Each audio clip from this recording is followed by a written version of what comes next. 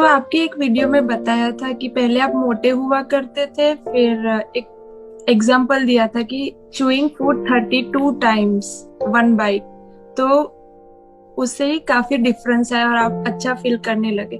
तो क्या वो चूइंग 32 टाइम्स उससे बॉडी वेट गेन होता है? उससे बॉडी वेट गेन नहीं होता है। आप ये कह सकते हैं ना तो गेन होता है ना लूज होता है। उससे बेसिकली हमारा मेटाबॉलिज्म ठीक हो जाता है, खाना प्रॉपर्ली डाइजेस्ट होता है। यानी कि क्या, जब हम प्रॉपर्ली च्यू करते हैं, अब हमको गिन करके च्यू नहीं करना है। बहुत सारे लोगों ने क्या किया, गिनना शुरू कर दिया, खा रहे हैं और मन में गिन रहे हैं 1 2 3 4 वट एवर। वो बड़ा फनी हो जाएगा। आप किसी के साथ में हो, कहीं पे डिनर कर रहे हो, तो अगर कोई आपका बॉयफ्रेंड है या गर्लफ्रेंड है, वो तो छोड़ के भाग जाएगा या भाग जाएगी वट एवर। वो कहेंगे ये पागल है, ये पता नहीं क्या करता रहता है, क्या करती रहती है, वट एवर। तो इसका मतलब क्या है कि आपको धीरे खाना है, प्रॉपर्ली पहले जुगाली करनी है मुंह में। जैसे गाय भैंसों को आपने देखा होगा, वो जुगाली करती हैं काफी देर तक, फिर खाती हैं।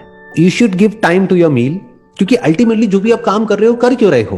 खाने पीने के लिए और जिंदा रहने के लिए। जिंदा कैसे रहोगे? खाने पीने के लिए, अपना पेट भरने के लिए। कोई भी जानवर हो, इंसान हो, वो काम क्यों कर रहा है? अगर उससे पूछो भाई क्यों, व्हाई आर यू वर्किंग, तो वो कहेंगे अच्छा खाने के लिए, रहने के लिए और पहनने के लिए, अपने लिए और अपनी फैमिली के लिए। तो खाने पे ढंग से टाइम स्पेंड करना तो बनता है ना, कि मतलब जब आप खा रहे हैं तो आराम से खाने पर मेडिटेशन करिए। जो लोग मेडिटेशन करते हैं ना, आंख बंद करके और मानो बैठे हुए हैं और कुछ भी अपना मेडिटेशन कर रहे हैं, उल्टी सीधी लाइटें देख रहे हैं, यहाँ पे ये कर रहे हैं, वो कर रहे हैं, व्हाटएवर। इससे बेटर ये है कि जो भी आप काम कर रहे हो वो ध्यान से करो। That is real meditation. कि आप दिन में 3 बार खाना खाते हो, ब्रेकफास्ट लंच डिनर, तो आराम आराम से धीरे धीरे खाइए, धीरे धीरे च्यू करके। और पूरी अटेंशन उस खाने की तरफ होनी चाहिए। उस वक्त कोई मोबाइल ऑपरेट नहीं करना है, उस वक्त किसी से बात नहीं करनी है, पूरा ध्यान खाने पर होना चाहिए। और जब आप इस तरीके से करते हैं तो ये आपकी डाइजेशन के लिए अच्छा है। अब डाइजेशन से क्या होता है, आयुर्वेदा में कहा जाता है कि हर बीमारी की जड़ जो है वो पेट है।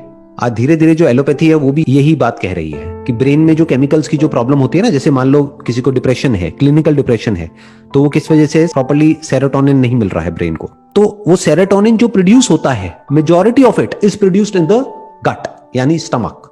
Your stomach is the most important part of your body, क्योंकि अगर जो आप खा रहे हैं वो ढंग से डाइजेस्ट नहीं होगा, जो आपका डाइजेशन है, अगर वो डाइजेस्टिव सिस्टम प्रॉपर्ली काम नहीं करेगा, तो आपके जो बाकी के बॉडी के ऑर्गन्स है वो अच्छे से काम नहीं कर सकते, अपना ब्रेन भी अच्छे से काम नहीं कर सकती। तो जो आपने पहला क्वेश्चन पूछा था ना, एनर्जी नहीं रहती है, उसमें ये भी एक बहुत बड़ा रीजन है।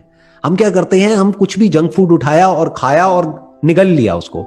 जैसे कि कोई अजगर है, उसने निगल लिया है, तो हमको पेट में जा करके इकट्ठा हो गया है और फिर हमको आलसी फील हो रहा है, मतलब वी आर फीलिंग लेजी। तो बेसिकली खाने को जो डाइजेस्ट करने का काम है वो पेट में नहीं होता है, वो मुंह में ही शुरू हो जाता है। यानी जिस वक्त आप चबा रहे हैं ना खाने को, तो उस वक्त जो भी उस खाने को डाइजेस्ट करने के लिए जो एंजाइम्स जरूरी हैं, जो भी केमिकल जरूरी है, जो सलाइवा जरूरी है, वो मुंह में ही डाइजेस्ट हो चुका है आधा। तो बाकी आधा काम पेट में होगा।